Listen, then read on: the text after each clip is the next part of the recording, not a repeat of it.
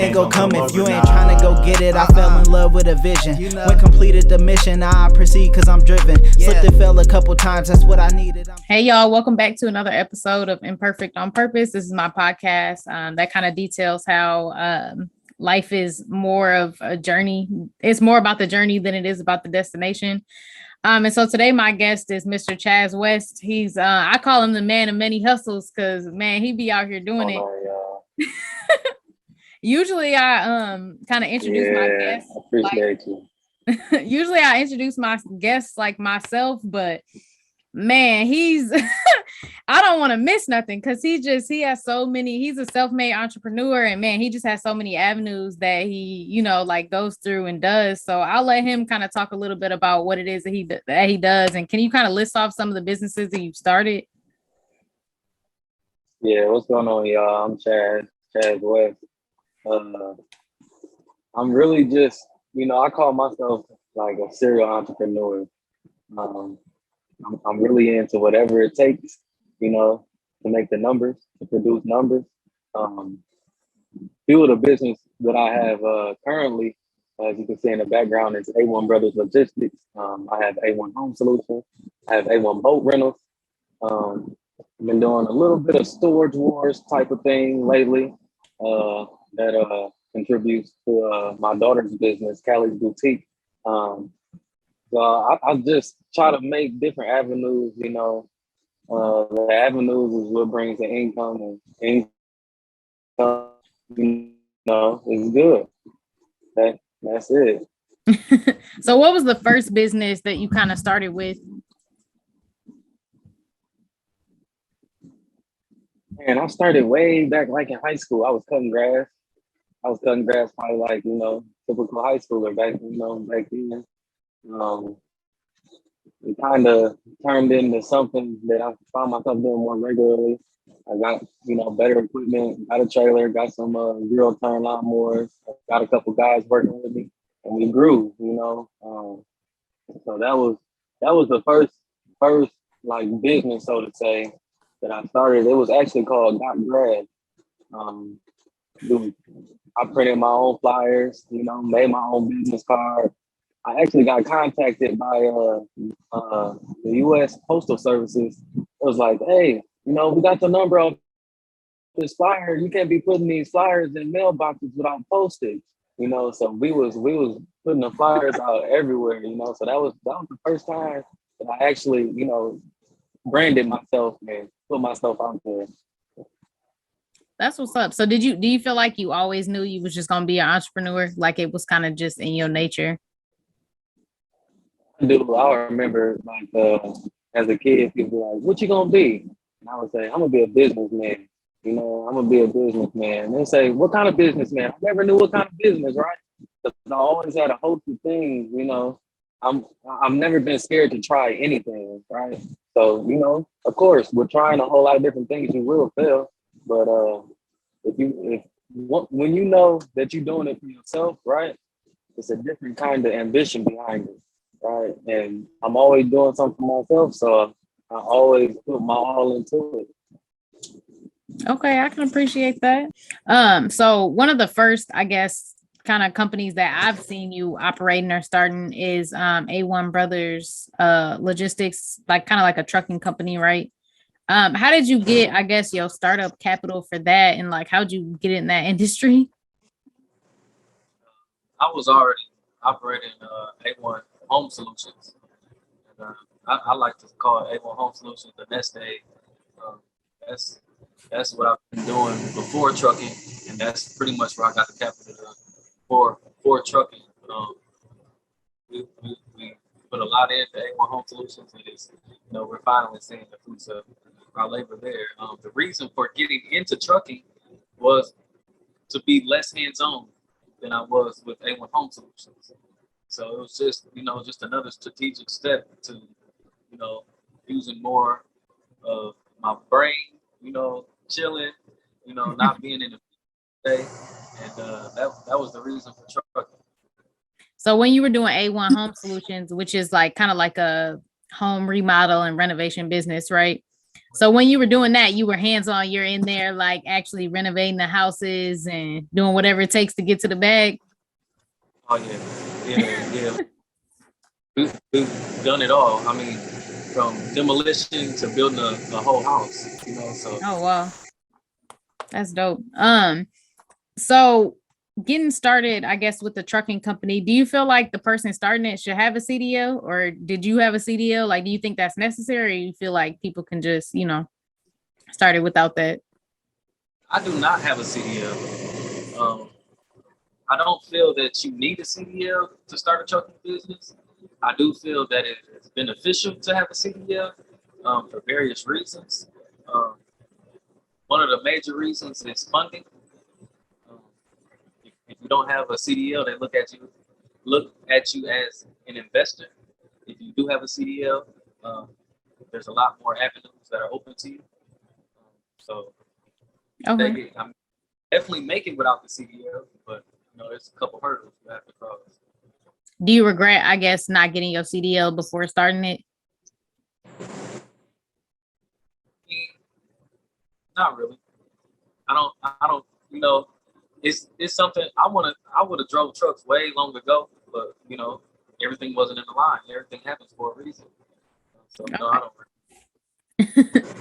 don't. So generational wealth is like one thing that you kind of talk about frequently. How important is it for you to include your children kind of in these plans and businesses? And then how, I guess, do you try to include them? I know you talked about your daughter's business. So like, why and how do you include them? And that's the reason for all of this. Anybody with kids, I'm sure they feel the same way.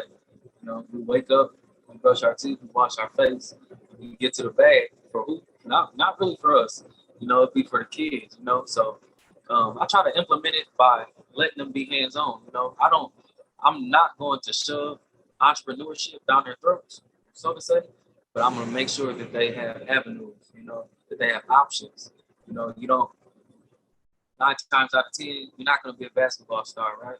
And I'm not asking you to be a doctor or a lawyer, but I'm asking you to be somebody, So I show them that, you may not be good at this, but you can go do this, Even if you can't do that, you have another chance to do this, So as long as you keep your options open and you're not scared to work, you'll be all right. That's true, man. Do you feel like how can I phrase this? Do you feel like, I guess, Black people as a whole, that's something that we should care more about? What would be that something? Like, I guess creating generational wealth and like maybe teaching our kids to be entrepreneurs, or like maybe inviting them in. Like it's kind of a stigma in like the Black community that will be like, oh, kids should be, like don't worry about grown folks' business, or like that sort of like, I guess, attitude about things. Do you feel like we should be more like, hey, would you like to learn how to do this? Or, be more hands-on with our kids when it comes to, stuff like that? I do. I feel like, and I feel like it's shifting now, because there's a lot more entrepreneurs, right? So a lot more people are realizing, hey, man, I'm over here getting even $20 or $30 an hour. I could be at home doing this for myself and making, whatever the price that you put on your work. Right. So I do feel like that we could do a whole lot more, but I feel like just giving them the options to do something, giving them the know-how, saying, hey, you don't have to go to college, but if you don't go to college, try to get a trade. If you don't like a trade, get something that you can do, right? So I feel like that's what we should be focused on. As far as like the staying out of grown folks' business, I try my best to keep the kids in the kids' place, right? But I still let them know that this has to be done so this can happen. Okay, so no, I don't tell them if the business is doing bad. I tell them that, hey, we should probably work harder. You know, so I try to keep it like that. Some things we don't gotta do, but it's a lot that we could do. Yeah, definitely. I agree. So with all these hustles that you have, and well, I don't even want to call them hustles because they're legitimate businesses. With all these businesses that you have, how many people do you think are like under you? Like how many people work for you, would you say? On a good week, and I say good week because turnover. And you know, it used to be like if you pay them good, they come to work. But now you pay them good, they take vacation. You know, that's another subject. But no, you got 6 drivers on the road. You know, when we can, we'll turn 2 trucks to team trucks. Team trucks meaning 2 people in the truck. So then that'll give you 8 people. Um, as far as A1 Home Solutions, we got 2 crews that are working at least 40 hours a week. The crews consist of 4 people, so that's 8 people right there. And then it's me. I'm Benny Man. So I know a lot of people kind of start businesses, or they be like, oh, I'm gonna be an entrepreneur so I can have, you know, more freedom and do less. But it sounds like you're doing, you know, a lot. Is that something that you know, like, are you just like a perfectionist or something? And you're like, you know, I'd rather do things myself to make sure it gets done? Or is it like, you know, I can do this, I don't need to pay people? Like, what's the reason behind, you know, like doing a lot of work versus like, you know, kind of divvying it up and sending it off to other people? When I say I worked hard with A1 Home Solutions, I literally worked hard. I worked so hard. I couldn't be in my son's game. You know, I would be coming at the end of, you know, the graduation or something like that. You know, just things that I don't have to do anymore, right? We go on 2-3 week vacations. You know, just simple things. As long as I got my phone, I can do the work that needs to be done now, right? That's the reason for having, you know, drivers or having a crew. You know, so I feel like I can't just sit down, right? I can't just do nothing. I'm not I'm not saying I won't ever, but I'm not gonna go out and do work how I used to, right? But I've built up such a work ethic that I gotta do something. I gotta stay hands on. And you can take your hands off of things and see how it goes. You Yeah. know, Okay. What's, I guess, the hardest part about being an entrepreneur? what we was just talking about, delegation of time. Mm-hmm. Delegation. Um, for the past couple of years, I've really been realizing that it takes a team, right? Because I can't do everything. You know, as much as I want to be 5 or 6 people, I cannot do it. So that's it. Time, just, you know, delegation. Okay. What's the most rewarding part? When you find the time, you know, that's really the best thing to me. You know, because, you know, I hit somebody up and say, hey, let's go do this, and they say, no, I gotta be up in the morning. You know, I gotta go to work. You know, and I gotta do the same thing. You know, but I don't have to physically go somewhere that I don't want to go. You know, just that's it. The freedom. Yeah, you can come in at 9 or work from your phone until 10, and you know that's the beauty of being an entrepreneur. Yeah, no, it definitely makes sense. So you also have A1 boat rentals as well, right? So how in the world did you get started, you know, with a boat rental business? Really, it's the kids. The kids. One day, we went to the beach. There's a bunch of boats out there. You know, I'm from Indiana. You don't got no big lakes where it's big $1 million boats. You know, you see the boats. The kids like, man, I want to get on a boat. So they got a lot of boat rental places around. And I called the rental place. They're like, oh yeah, for 3 hours, it's gonna be like $800. And you know, then there's a fuel surcharge and all of this stuff. I was like, okay, that's cool. Kids said they want to get on the boat. And then they was like, well, yeah, we're booked out for the next 6 weeks. I'm like, you know what? We're gonna buy a boat. We're not coming back to the beach. We had a boat 2 weeks later. And then you like, shoot, I can rent this boat out for $800 like everybody else. Exactly. Man, my man's literally seen the kids wanting a boat ride as a business opportunity. Like, hey, it works though. Like, that's crazy.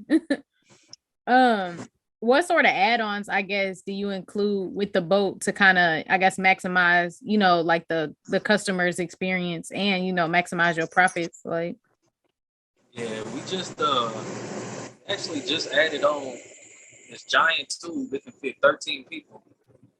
So you just throw this tube out in the water, people can chill. It got a cooler on it. It got a little part you can slide in the middle. So that's one of the things we offer. We also offer a pull behind tube. That's faster. 2 people can fit on that. We just started doing catering So if you don't want to make the sandwiches or you don't want to fry the chicken to bring to the boat, we'll do that for you as well. Man, that's crazy. Just a little tiny like details. Yeah. Man, Yeah. that's what make it a true hustle. And that's really what like maximizes your profit. Yeah, definitely.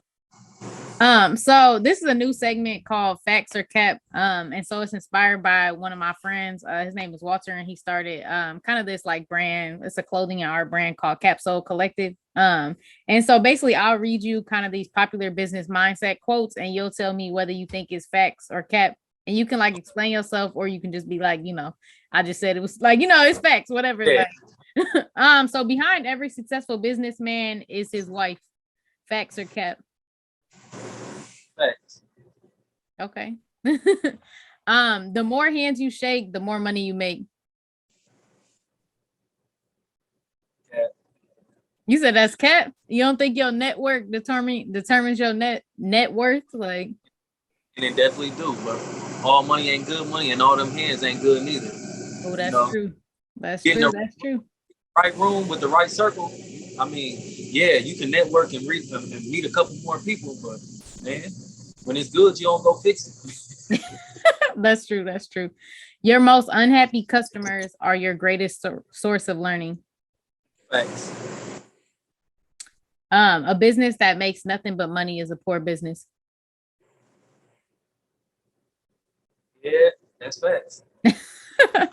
Trying to be perfect is an excuse just to not do anything. That's cap. Why you think that's cap? So you said trying to be perfect is an excuse to not doing anything. Basically, yeah. So like when people, which is funny, it's funny that I threw this one in there though, because that's kind of like the meaning behind my podcast. So like I'm a like diehard perfectionist. Like everything gotta be, like to a T, like it gotta be perfect.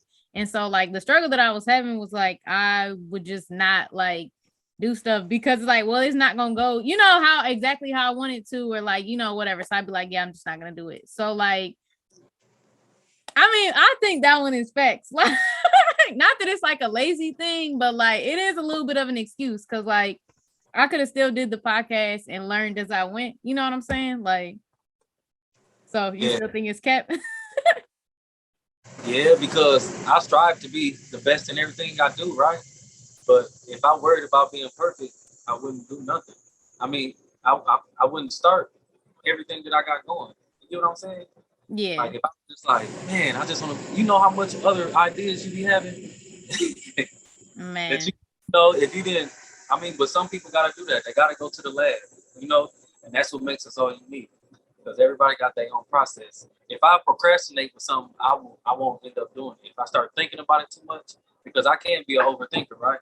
So if I would have, say, thinking about the boat, right? Be like, oh man, but I could drown out there and the boat could sink and, all these bad things, I probably wouldn't do it because I don't like to gamble with my money.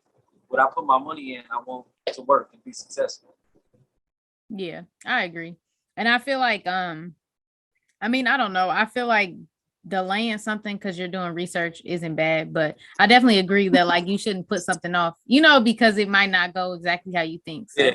But I'm learning that that's part of like, I've been talking to people and that's like the point behind the podcast is, just going with it but not gambling, like you said, though, like making sure everything is in order, but also, just, experiencing it for the sake of it.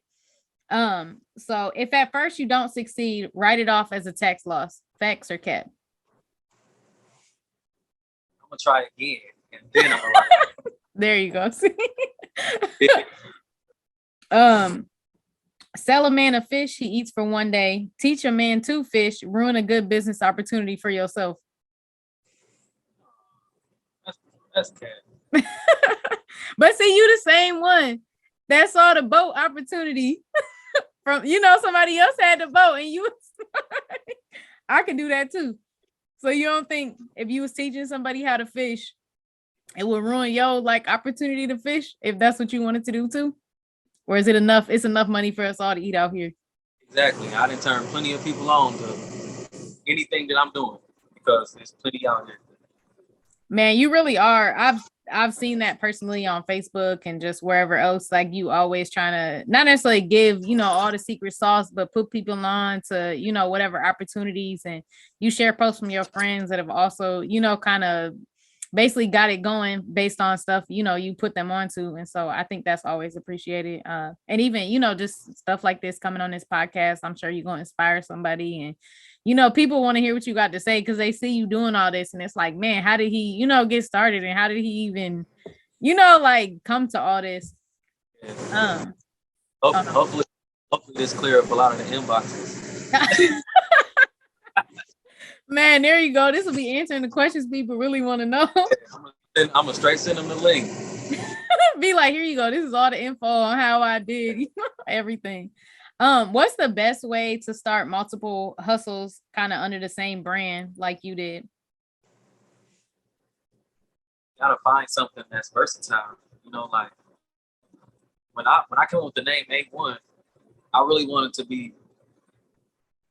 I've been doing A1 way before I had an LLC, so that's another thing. I don't ever care to knock anybody that don't got an LLC or don't got this or don't got that. Keep on living your dream. It's gonna all fall in place. You know what I'm saying? But I didn't have an LLC for a long time for A1 Home Solutions. I started that when people were still using phone books, right? So I wanted to be A and then 1, and then the dash, because I knew that would put me up here versus ABC. So that's how I thought of that. And then everything I do, I try to make it A1. So if you see yourself as gonna have multiple businesses, I will try to brand them all together if those businesses are businesses that can be done like that. That makes sense. That definitely makes sense. Dang. See, I wouldn't even thought like that. That's a marketing pro tip right there. Like, yeah. Man, because even past like phone books and stuff, like any sort of like log of anything, you're definitely gonna be right at the top. That's crazy. Okay. That's a gem right there. That's a bar. What advice would you give to somebody that just has so many ideas that they don't really know where to start? Find the one with the lowest entry point. And that's what I did with lawn care, right? I had a lawnmower already, I had to cut my own grass, So, hey, start like that.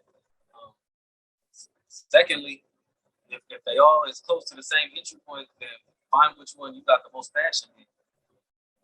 Because if you like to do it, you're not gonna have a problem doing it. Yeah, that was a gem too. Okay. Oh, man. What? So you feel like the lawn care was the easiest like kind of startup or entry point? I guess what was the one that you had the most passion in out of all the businesses that you've started?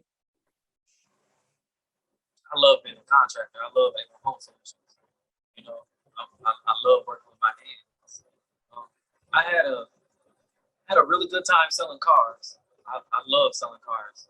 If the market was still right, I'd still do it, but just kind of phased out of that. But I've never had a real hard time doing anything because I only do things that I want to do. Yeah. It seemed like your passion is getting to the bag too. Oh yeah, and that's the thing. As long as it produces income, I don't have a problem putting out. That's proud to me, and that's why I don't never really have too much trouble making money because I'm versatile. I didn't never just try to continuously be a builder, just go do trucking. If you say right now, you say, hey, Chaz, I think you would be good doing this, I'm gonna go check it out. Dang. Hey, I mean, that's all it takes sometimes. Like, so you started all these businesses, you run all these companies, and you teach other people the game, all while battling your own like illness. Do you think you could touch on that just a little bit? It's just like it's kind of just like another issue, right? Being an entrepreneur, you deal with a lot of issues. I just try not to dwell on it. I know what I got going on. Even before this, I know that everybody living to die, so I try to put certain things in place that even if something do happen, that my number one factor, and that's the kids, that's my family. I try to make sure everybody gonna be cool. That's what keep me going. Right now, as long as I take some medicine, I'm good. So that's my responsibility to take the medicine. I just leave it, to God, and do my part. It is what it is. I mean, I'm glad you're in like good spirits about it, but man, like I don't know. I be seeing your post sometimes and I be like, dang, like I feel bad that he, got to work through all this, but hey, you bought your money. Like, you ain't gonna let nothing slow you down. And that's what it is. I'm not gonna lie. Some days be rougher than the others. Yeah, I have some pain some days. Some days, I have good days, but even on my worst day, I can't give up. So yeah, that's a good way to look at it. Would you mind sharing what the illness is, or is that too personal? Leukemia. Man, that's deep. But hey, I mean, you sound like things are going good. You look healthy. Like, like I don't think, it's slowing you down one bit. And I'm glad to hear that. Feel like I've had tougher fights. All right, now don't get to talking crazy about it. It'll be like, yeah, let me turn it up a notch now. Really, it's just another obstacle. That's all it is. I feel like I'm really in my brain, right? So as long as I know that I'm good, right? I feel like when people lay down and they just give up, that's when bad things happen. That is true. Okay. I like that. What advice would you give to somebody wanting to start a business, but they're kind of battling something personal? Business and personal don't go together. Okay. True that. For real, I mean, to start a business, going through something, I don't know the person. So, some people that could be, what they need to do. Some people that may need to take another route. So I try not to speak too personally because everybody's different. But business and personal, they do not go together. Don't co-mingle. Do you have some sort of like personal story or like lesson that you feel like you learned from that? Because that sounded like it came from like deep experience. Like, yeah, one of the main things is trying to work with, because I never call employees. I always say we work together, right? So trying to work with friends or family, that's something I wouldn't co-mingle because friends and family are personal. If you want to keep it personal, it's kind of hard to work with them. Now, there's sometimes that people are equally yoked and they can work together, But that's something I wouldn't mix. makes It's like sense. you don't mix your personal business account. Your personal account with your business account. You don't do it. True that. And always not always, but start an LLC too to keep, everything personal and business very separate. Yeah. So I always ask this, what's your biggest imperfection and how did or will you overcome it? Taking on too much. Okay. That's a new one from like one that anybody's ever said. So that's a good one though, because I feel like I struggle with that too. I'm a Virgo and like I said, a perfectionist. So like if I feel like, like somebody else isn't gonna do something right, I'd be like, well, I'll just do it and end up doing everything. Yes. But why do you feel like you struggle with that? And then like how you think you will get over it? I'm just not a complacent person. I always have goals, and in order for me to reach the goals, I always feel like I gotta do more. The way to handle that is being grateful, not being greedy, realizing I think it could be a lot worse. Just trying to take things one day at a time. Okay. Well, it was nice talking to you. Do you have anything else you want to say to like the podcast, the people? Like, I appreciate this opportunity. All right. Needs to do.